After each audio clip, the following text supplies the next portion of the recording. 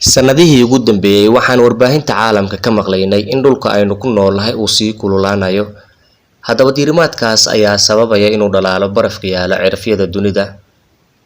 Heerkulka dunida ayaa sare u kacay celcelis ahaan 1.1 digrii Celsius ilaa iyo sanadkii 1800. 2017 wuxuu ahaa sanadkii ugu kululaa ee abad la diiwaangeliyo. Saynisyahanada ayaa aaminsan in 95% aadanuhu uu mas'uul ka yahay isbeddelkan dhacayo. Haddaba barafkan dhalaalaya ayaa sababaya inuu kor u kaco heerka biyaha badda. Biyaha badda ayaa kor u kacay 6 sentimitir intii u dhaxaysay 1801 ilaa 1900 qarnigii 19aad. Balse tiradaas waxay 3 jibaarantay qarnigii 20aad oo waxay kor u kaceen 19 sentimitir.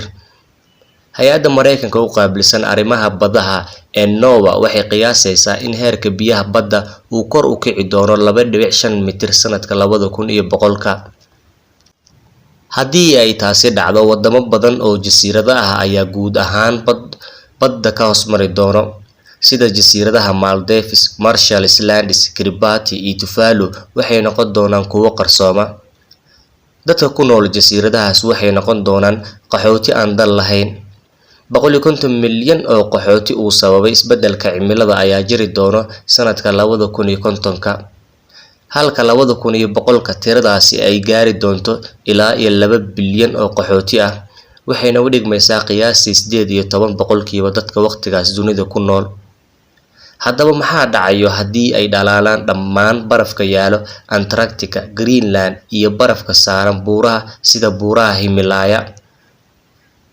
Waxay kor u kici doonaan heerka biyaha badda 68.3 mitir. In barafkaasi uu dhalaalo ama uu milmo waxay qaadan doontaa 5000 oo sano haddii uu ku sii socdo sida uu hadda u milmayo.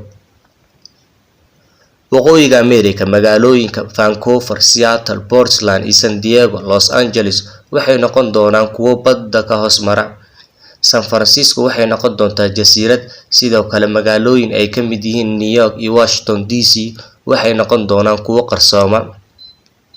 Koonfur Ameerika, magaalooyinka Buenos Aires, Montevideo iyo Rio de Janeiro waxay noqon doonaan kuwo badda ay liiqdo. Haddii aynu fiirino dhinaca qaaradda Yurub, waxay noqon doontaa mid ka mid ah meelaha ay saameynta ugu xun ku yeelan doonto isbeddelka cimilada. Guud ahaan waddanka Netherlands wuxuu noqon doonaa mid ka hoos mara badda, halka inta badan waddanka Denmark iyo half ka mid ah waddanka Belgium ay badda liqi doonto. Sidoo kale dalka Britain ayaa saameyn xooggan ku yeelan doonta sare u kaca biyaha badda. Magaalada London badda ayaa iyadana ka hoos mari doonta. Waqooyiga Jarmalka oo ay ku jirto magaalada Berlin biyaha ayay ka hoos mari doonaan. Magaalada dalxiiska ku wacan ee Venice waxay noqon doontaa mid aan jirin, halka Istanbul ay iyadana badda ka hoos mari doonto. Gacanka Crimea badda ayuu ka hoos mari doonaa. Badda madow ee loo yaqaan Black Sea iyo badda Caspian-ka waxay noqon doonaan kuwo isku darsama, taas oo ka dhignaan doonta in wadamada Kazakhstan, Uzbekistan, Turkmenistan iyo Azerbaijan ay sii ahaan doonin dalal aan bad lahayn. Dhinaca Afrika waxay noqon doontaa meelaha ay saameynta ugu yar ku yeelan doonto isbeddelka cimilada. Alexandria iyo Qaahiro waxay noqon doonaan kuwo biyaha ka hoos mara. Gacanka Persia wuxuu liqi doonaa guud ahaan wadamada Qatar, Bahrain iyo magaalada Baghdad.